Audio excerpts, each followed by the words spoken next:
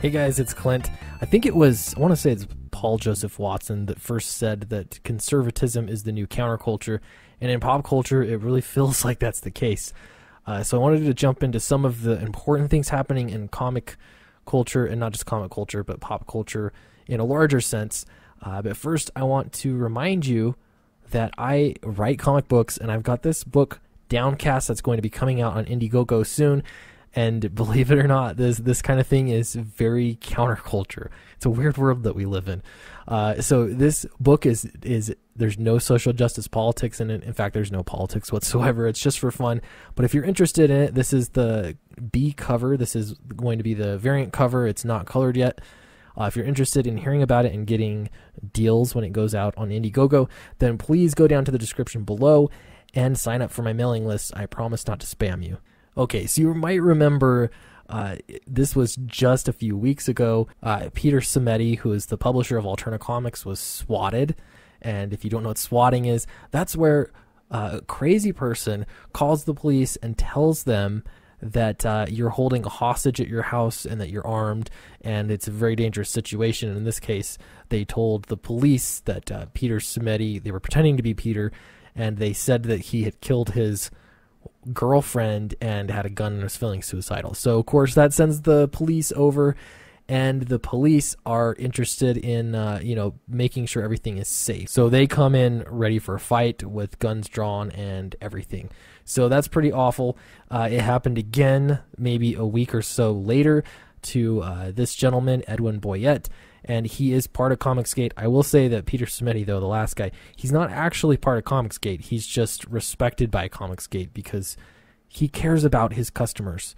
And that's enough to get on the bad side of social justice warriors. So in this case, Edwin Boyette, he is Comicsgate for sure. And he's not a comics creator or a publisher. He's just a part of the community and supports people. And I think he's a really nice guy. I've only had good interactions with him. He's a good person. But same thing, crazy people called on him and sent the police over, guns drawn and everything.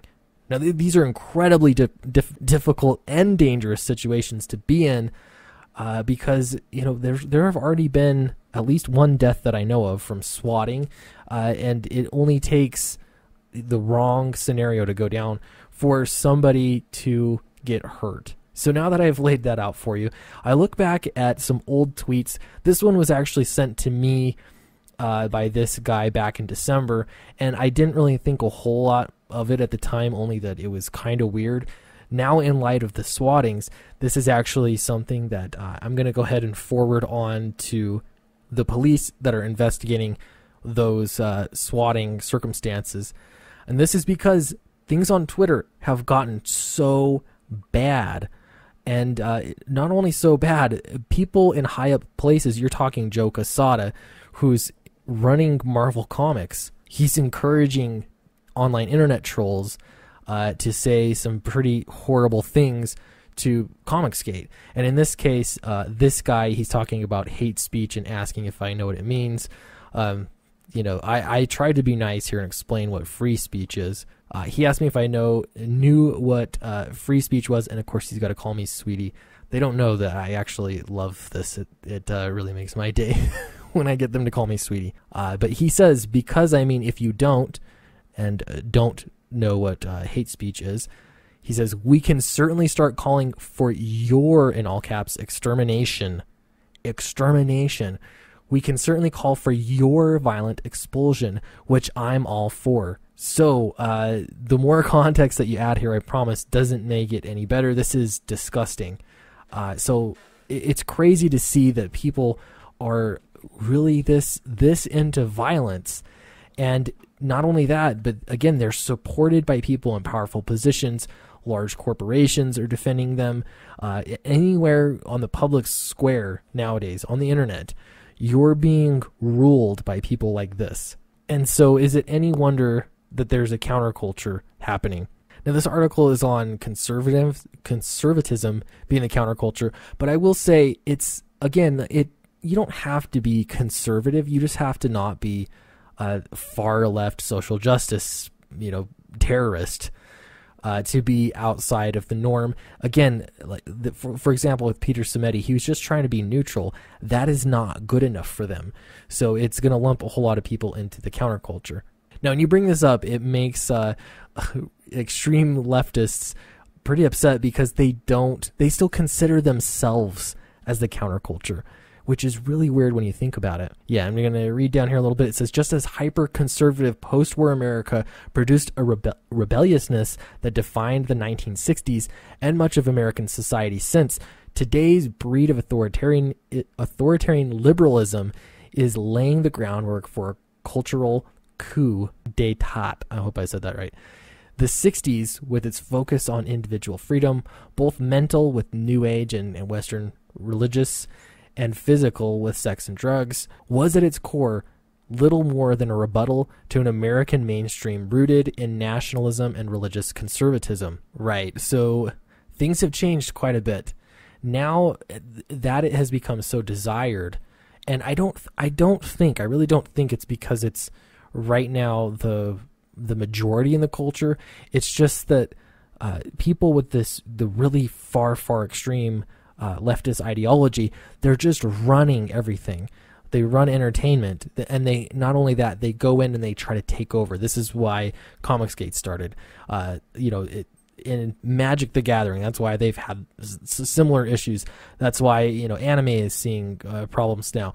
It goes everywhere because they go in and they take over any place where they feel like they can get some power. Okay, so the big part here is authoritarian, right?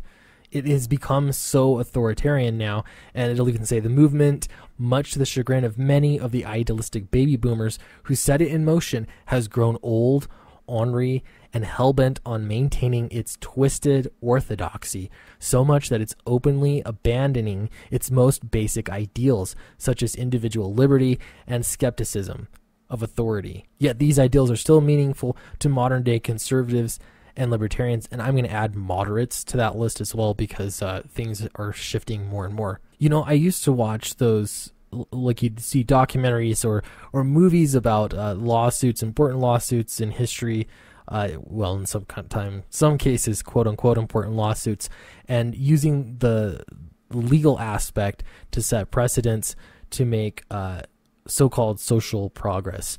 And there's all different sorts of examples of that happening throughout history, but it was more of the counterculture that was using lawsuits to leverage change. Now, to bring it up to speed, I've noticed there have been a flood of new people that are interested in Comicsgate, but also just they're realizing about the culture war in general and some of these smaller hobbies around. And so this is Jeremy Hambley, and whether you're familiar with him or not, he was attacked and assaulted merely for attending a convention. And so, he could have just let it go, but he is making a lawsuit out of this.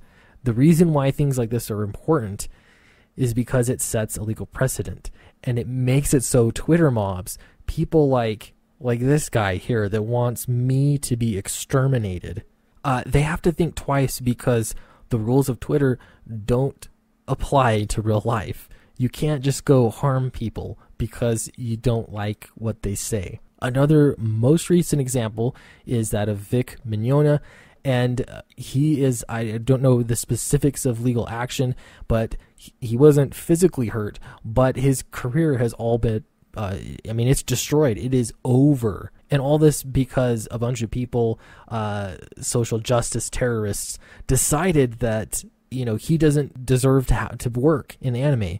He doesn't deserve to be a voice actor.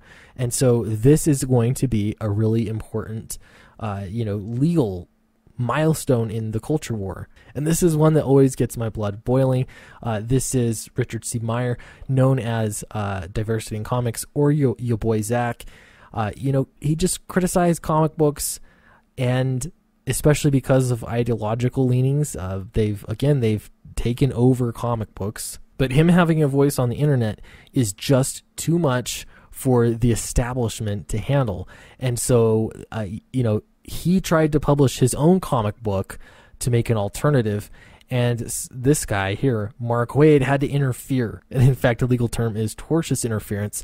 He actually called up the publisher that was going to publish Zach's book, and he intimidated him into dropping the publishing contract. And so, Zach here is suing Mark Waid. Now, there are a string of these lawsuits that are happening, and they're really important.